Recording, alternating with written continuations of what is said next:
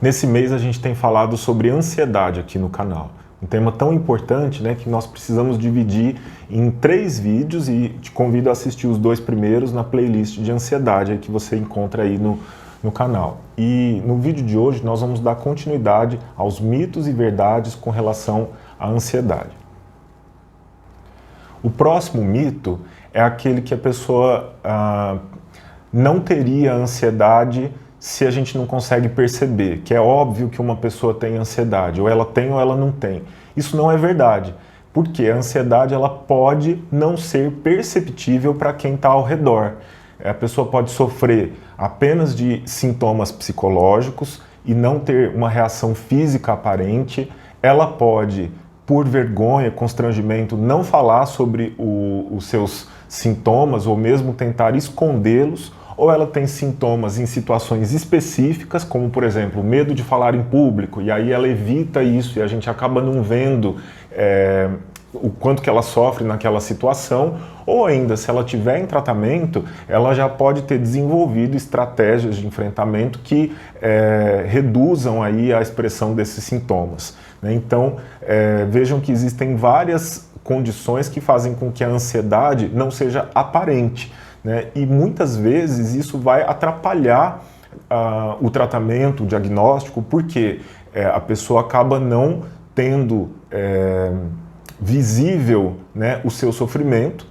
Isso não significa que ela não esteja sofrendo e, dado que é um transtorno muito frequente na população, isso acaba levando a um retardo no diagnóstico. Inclusive, muitas vezes a ansiedade é compreendida como um traço de personalidade. Eu sempre fui assim, esse é o meu jeito, porque a ansiedade costuma ser algo muito crônico, né, que acompanha a pessoa ao longo da vida. E o fato das pessoas associarem a ansiedade com um traço de personalidade também acaba dificultando que ela busque ajuda. Então, não significa que uma pessoa que não esteja externando o seu sofrimento não sofra internamente de ansiedade. Próximo mito é o de que a ansiedade vai embora por conta própria, que ela é alguma coisa normal, que faz parte da vida, então, em mais dia menos dia, ela vai embora. Isso não é verdade. A gente sabe que tem alguns momentos da nossa vida que a gente experimenta um aumento de ansiedade, né? São fases, são situações aí mais difíceis. Por outro lado, às vezes as pessoas que têm um transtorno de ansiedade, elas podem apresentar realmente em alguns momentos em que os seus sintomas quase desaparecem ou melhoram muito, né? Elas estão em alguma fase mais tranquila. Mas, na realidade, os transtornos de ansiedade têm uma característica de serem crônicos, né, e recorrentes, ou seja, eles vão voltando ao longo da vida. Por quê? Porque a ansiedade, ela muitas vezes está relacionada com certas maneiras, né, de pensar, de interpretar o mundo e de se comportar que são próprias da pessoa. E é muito difícil que ela consiga mudar isso espontaneamente, né? Sem a ajuda de uma terapia, de um tratamento médico, seja medicamentoso ou terapia, que a ajude, né, a fazer essa mudança na maneira como ela se comporta, né? Então isso acaba fazendo com que em outras situações da vida a ansiedade volte. Por isso que é muito improvável que uma pessoa que tem um transtorno de ansiedade vá ter os seus sintomas resolvidos assim espontaneamente, ela nunca mais vai voltar a ter. Na verdade, o mais interessante seria não esperar que a ansiedade vá embora sozinha, mas buscar tratamento para que a pessoa consiga identificar quais são as causas, né, quais são as características do seu jeito de ser, da sua personalidade, da maneira de compreender, sentir, pensar, interpretar, reagir, que levam ela a estados ansiosos. Um mito frequente, né, que a gente vê aqui, inclusive no consultório, é que as pessoas pensam que a ansiedade só pode ser tratada com a ajuda de medicamentos. Isso não é verdade. A ansiedade pode ser tratada tanto com medicamentos quanto com outras estratégias não farmacológicas, como, por exemplo, a psicoterapia, né, as técnicas em grupo, as técnicas de resolução de problemas, né, o desenvolvimento de estratégias de enfrentamento adequadas e o próprio mindfulness, né, as técnicas de atenção plena, meditação, relaxamento, atividade física, que todas podem ser associadas e combinadas. O plano terapêutico vai depender de uma série de fatores, como, por exemplo, qual é o diagnóstico, qual é a gravidade dos sintomas, qual é o antecedente dessa pessoa, quais são suas preferências, né? Se já fez algum tipo de tratamento que deu certo no passado, quais são as comorbidades, né? Que são as situações que frequentemente vêm juntas de ansiedade, como, por exemplo, a depressão e o abuso de substâncias, álcool e outras drogas. Então, não existe só uma modalidade de tratamento, existem várias que dependem de vários fatores e eles podem, inclusive, ser associados para um melhor sucesso, para um maior sucesso terapêutico. Bom, e se no mito anterior a gente estava falando de diversas formas de tratamento que vão além da medicação, esse mito aqui é o contrário, né? Que eu também vejo com muita frequência. É o de que a medicação não ajuda. Medicação não é uma coisa legal, que a gente tem que evitar a qualquer custo a medicação. O que não é verdade, isso é um mito. A medicação ela ajuda muito, ela pode ser um aliado muito importante no combate aos sintomas de ansiedade.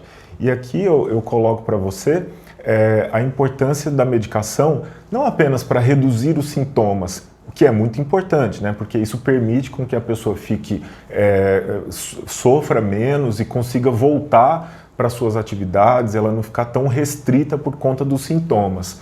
Mas mais do que isso, a medicação pode ajudar a pessoa, ao reduzir os sintomas, a entrar em contato com as questões que levam ela ao adoecimento. Porque às vezes é tão difícil, a pessoa está tão sintomática que ela não consegue nem se aprofundar numa psicoterapia para poder entender quais são as causas dos medos, as angústias, aquilo que a aflige, os conflitos, né? As questões que não puderam aparecer de outra forma senão por meio desses sintomas ansiosos. Então, a medicação ela pode, combinada com a terapia, proporcionar um tratamento ainda melhor, porque reduz sintomas e faz com que a pessoa possa caminhar nesse sentido de se conhecer, de entender melhor o que leva ela a esse sofrimento. E muitas vezes, viu, para a gente acabar aqui, eu vejo uma série de medos com relação à medicação. E nas pessoas ansiosas, esses medos são ainda maiores, né? Como, por exemplo, o medo de ficar dependente de remédio, o medo de ficar sedado, dopado, com cara de que está tomando remédio, ou ainda que vai mudar a personalidade, que a pessoa vai deixar de reagir normalmente, caso ela precise, né? O que também não é verdade, né? Desde que o tratamento seja bem feito, com cuidado, as medicações sejam escolhidas, né, adequadamente ao diagnóstico, né, e esse tratamento seja monitorizado, né, com consultas periódicas que a pessoa possa levar, né, a sua evolução, trazer queixas, efeitos colaterais, né, e aí o médico pode acertar esse tratamento para que a pessoa consiga realizá-lo no tempo certo, com a dose certa e poder extrair o benefício, a vantagem, a ajuda daquela medicação pelo tempo que for necessário, sem prolongar mais do que do que deve, né? E também associadamente à psicoterapia, esse tempo de uso de medicação provavelmente pode ser reduzido. Agora, algumas medicações realmente a gente tem que ter o cuidado de fazer uso por um tempo mais restrito. Já outras não. Podem ser usadas por mais tempo, ainda mais considerando que a ansiedade é uma doença que tende a ser crônica, que tende a vir acompanhada de outras condições, como por exemplo a depressão, né? Algumas vezes o tratamento com o medicamento tem que ser mais prolongado e o médico tem que escolher, né, para o paciente aquele que ele possa utilizar sem riscos, né, e sempre monitorando esse tratamento de tempos em tempos. A importância do segmento psiquiátrico, então, ser regular, né, porque medicação é coisa séria, mas sendo bem feito, né, sendo bem realizado, ela é um aliado importantíssimo no tratamento dessa condição que nós vimos ao longo desses 3 vídeos, é tão sofrida, é tão frequente na população e causa tanto prejuízo. Então, essa era a mensagem que eu queria passar para vocês E se vocês tiverem alguma dúvida, algum comentário, alguma sugestão também, pode deixar aí nos comentários do canal. E também não deixa de se inscrever não e aperta o sininho para receber as notificações, que aí o YouTube sempre te avisa quando tiver vídeo novo aqui. Muito obrigado pela sua companhia e te espero no próximo vídeo. Até a próxima!